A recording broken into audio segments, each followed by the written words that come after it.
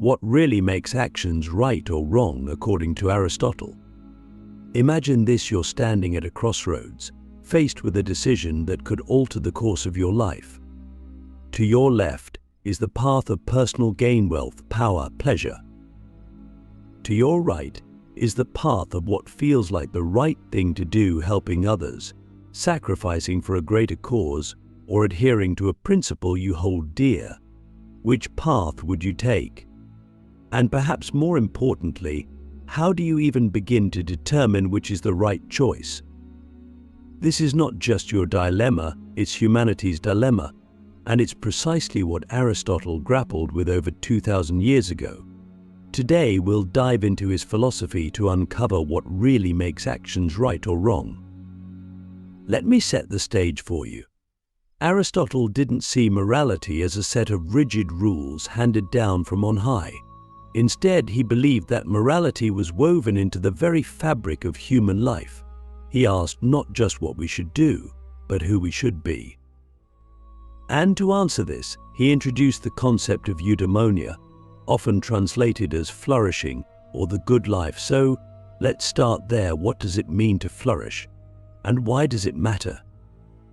Aristotle would argue that every action we take aims at some good. When you study, you aim for knowledge. When you exercise, you aim for health. But what's the ultimate goal of all these smaller goals? According to Aristotle, it's eudaimonia, a life lived well, a life of fulfillment and virtue.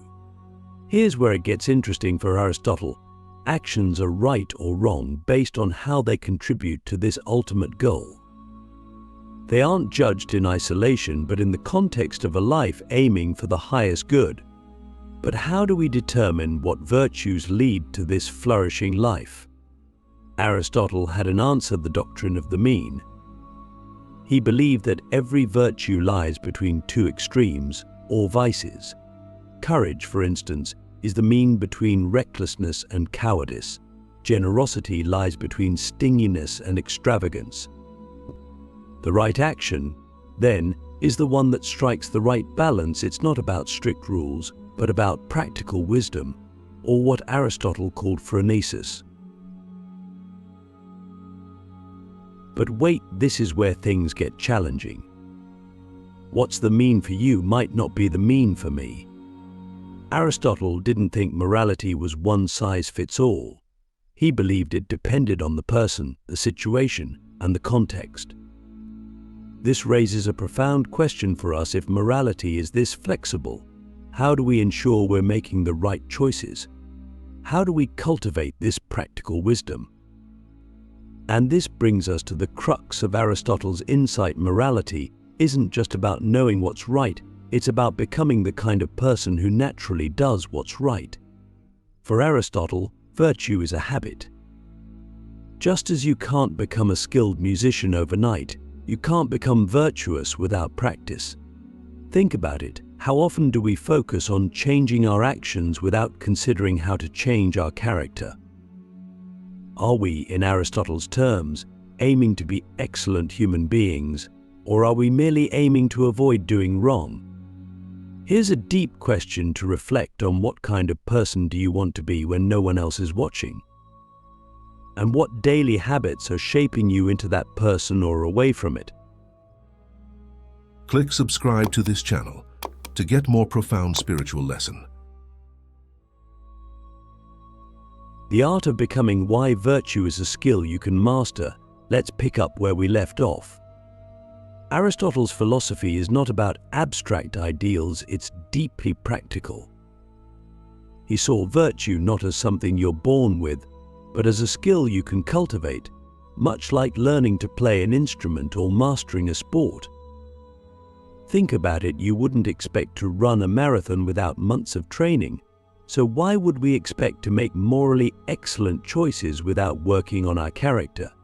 This insight flips the way most of us think about morality. It's not about a single act, it's about shaping ourselves into people who consistently act well. But how do we do this? Aristotle gives us a roadmap, and it starts with a concept he called habituation.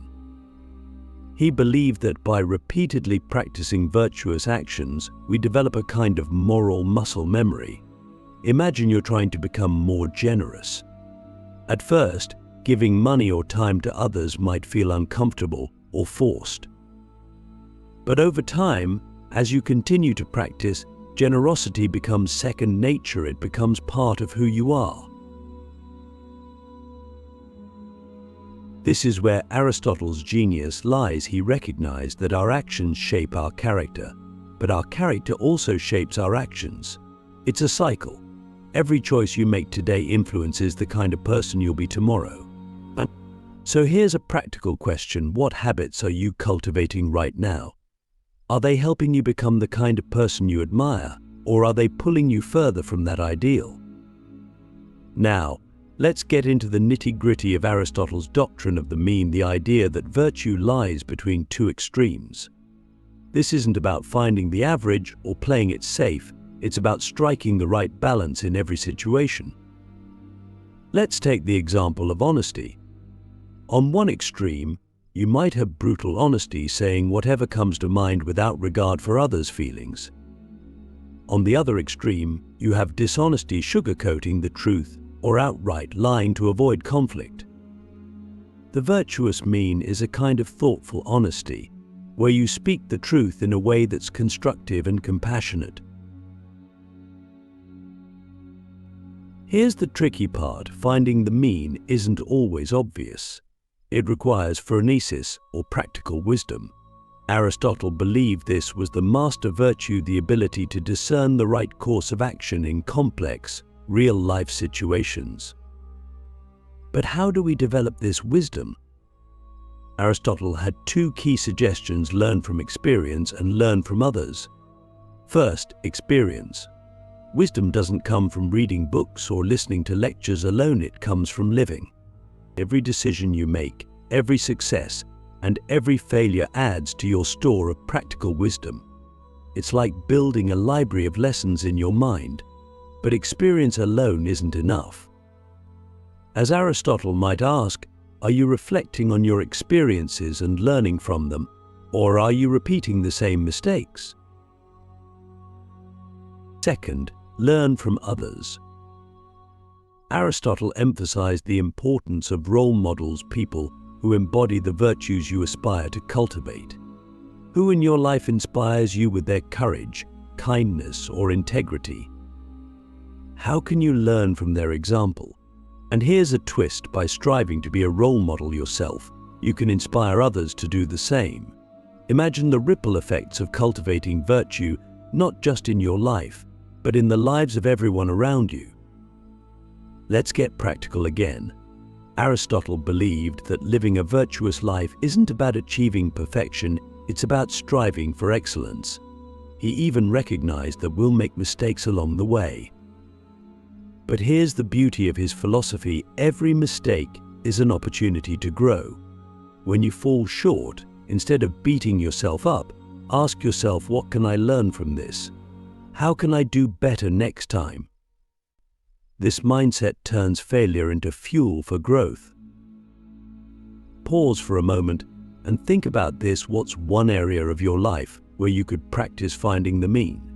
Maybe it's in your relationships, learning to balance being assertive with being considerate. Or maybe it's in your work, finding the middle ground between overworking and underperforming. What small steps can you take today to move closer to that balance?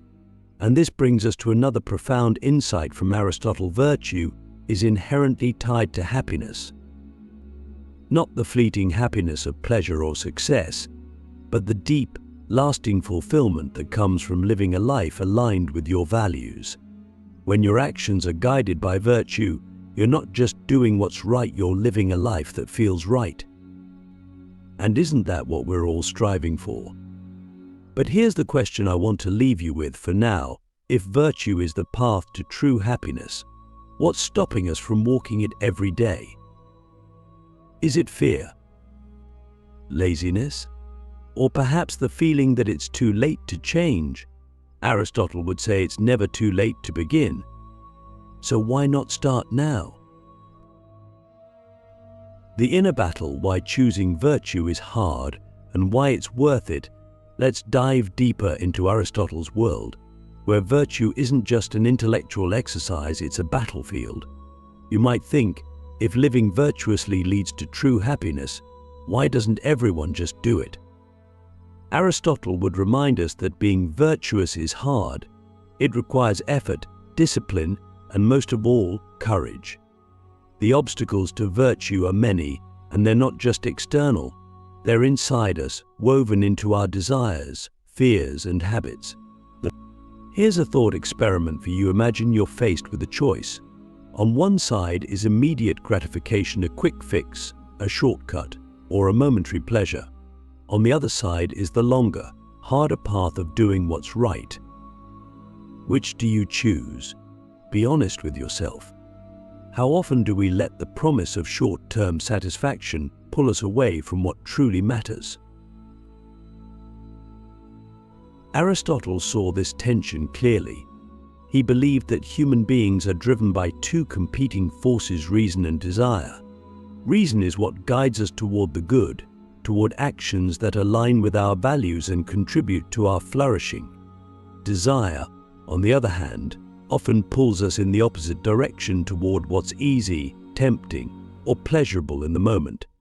This inner conflict is something we all face, and it raises a profound question: how do we train ourselves to let reason lead? Aristotle's answer lies in the cultivation of habits. He understood that our desires aren't fixed, they can be shaped, molded, and directed. Think about it: if you consistently choose to act with integrity, even when it's hard, you're training yourself to value integrity over convenience. Over time, acting virtuously becomes less of a struggle and more of a natural inclination. But let's not pretend this is easy. Aristotle recognized that virtue demands effort. It's like climbing a mountain. The higher you go, the harder it gets, but the view from the top is worth it. So here's the challenge: what's your mountain? What's the area of your life where you need to push through discomfort to become the person you aspire to be? Here's where Aristotle's philosophy becomes deeply practical. He believed that to overcome our desires, we need to cultivate not just virtues, but self-control. He called this virtue enkrateia, the ability to master our impulses and choose reason over desire. This isn't about suppressing our emotions or denying our needs. It's about aligning our actions with our long-term goals rather than being enslaved by fleeting pleasures. Take a moment to reflect. When was the last time you acted against your better judgment? Maybe you said something in anger that you later regretted. Or maybe you procrastinated on something important because it felt easier in the moment. What would Aristotle say about these choices? More importantly, what can you learn from them? Aristotle would encourage us to view these moments not as failures, but as opportunities. Each time we resist a destructive impulse or make a virtuous choice, we're strengthening our moral character. It's like exercising a muscle. The more you do it, the stronger you become. And over time, these small victories add up to something extraordinary: a life of purpose, integrity, and fulfillment. But here's the twist: Aristotle didn't believe that desire itself was the enemy. He saw desire as a natural and even necessary part of human life. The problem isn't desire, it's disordered desire. When we desire the wrong things, or when we let our desires control us, we lose sight of what truly matters. The key, Aristotle believed, is to cultivate desires that are in harmony with reason. In other words, to want what is truly good for us. This idea has profound implications for how we live. It means that virtue isn't about denying yourself or living a life of sacrifice. It's about aligning your desires with your values so that doing what's right doesn't feel like a burden, it feels like freedom. Imagine a life where your wants and your actions are perfectly aligned. What would that feel like? What would that make possible for you? As we wrestle with these questions, Let's not forget Aristotle's ultimate goal, eudaimonia, or flourishing. He believed that the pursuit of virtue is the pursuit of happiness, not the shallow, fleeting happiness of pleasure, but the deep, enduring happiness that comes from living a meaningful life. This kind of happiness isn't something you stumble upon, it's something you create, moment by moment, choice by choice. Here's another deep question to ponder: what does happiness mean to you? Is it comfort, security, or success? Or is it something deeper, a sense of purpose, connection, or peace? And if it's the latter, what are you doing today to cultivate it? Aristotle would argue that the path to true happiness isn't easy, but it's worth it. And while the journey might be challenging, it's also incredibly rewarding. After all, what could be more fulfilling than becoming the best version of yourself? So I'll leave you with this thought: if your actions today are shaping the person you'll become tomorrow, what kind of person do you want to be? And what are you willing to do to get there? The legacy of virtue, how Aristotle's wisdom shapes the world we leave behind. As we near the end of our exploration, let's take a moment to reflect on the broader impact of Aristotle's philosophy. His ideas aren't just about personal growth or individual happiness, they're about the kind of world we create through our actions. This raises a profound question: what legacy do you want to leave behind? And how do your choices, here and now, contribute to that legacy? Aristotle believed that virtue isn't just a private affair, it's deeply social. For him, the highest expression of a virtuous life is found in our relationships with others and our contributions to the community. After all, we don't live in isolation. Every action we take ripples outward, affecting the people around us and, by extension, the world. This interconnectedness is both a responsibility and an opportunity. What kind of impact are you making? Think about it: when you act courageously, you inspire others to face their fears. When you act generously, you create a chain reaction of kindness.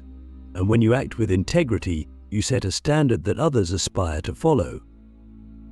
Aristotle saw this as the ultimate purpose of virtue, to not only flourish ourselves but to help others flourish as well. This is what he called the polis, or the community, where individual excellence contributes to the common good. But here's the challenge: living virtuously in a world that often values the opposite. How do we hold on to our principles when greed, dishonesty, and self-interest seem to dominate? Aristotle would remind us that virtue isn't about conforming to the world, it's about transforming it. And transformation starts with small, deliberate actions. Every time you choose what's right over what's easy, you're not just shaping your character, you're shaping the culture around you. Pause for a moment and consider: what kind of culture are you helping to create? In your workplace, your family, or your circle of friends, are you encouraging others to act with courage, kindness, and wisdom? Or are you, perhaps unintentionally, contributing to the very behaviors you criticize? Aristotle challenges us to be not just passive observers but active participants in the moral fabric of our communities. Let's go even deeper. Aristotle believed that the pursuit of virtue isn't just about this life, it's about creating a legacy that endures beyond it. When we act virtuously, we plant seeds that may grow into something far greater than ourselves. Think about the people who have influenced you: teachers, mentors, or even strangers whose actions left a lasting impression. What did they do that inspired you? And how can you pay that inspiration forward? This is the true power of virtue. It's not just about what we achieve, but about what we pass on. Aristotle's philosophy has endured for over 2 millennia, not because it's easy, but because it speaks to something universal: a desire to live with purpose, to connect with others, and to leave the world a little better than we found it. Here's a question to carry with you: what will people remember you for? Will it be your achievements, your possessions, or the way you made them feel? Aristotle would argue that the greatest legacy is not what we accumulate, but what we contribute. And the measure of our contribution is not in grand gestures, but in the small, consistent acts of virtue that define our lives. As we conclude this journey, let's return to the crossroads we began with. Every day you face choices that shape who you are and what you stand for. These choices aren't always easy, but they're always meaningful. Aristotle believed that living a virtuous life is the highest form of human excellence. It's not about being perfect, it's about striving, growing, and becoming. And in that striving we find not only our own fulfillment, but also the power to inspire others. So I'll leave you with this final thought. What kind of life do you want to live? Not just for yourself, but for the world around you. The answer isn't in the abstract, it's in the actions you take, the habits you cultivate, and the legacy you build, moment by moment. Aristotle would remind us that the good life isn't something we find, it's something we create. And the time to start is now.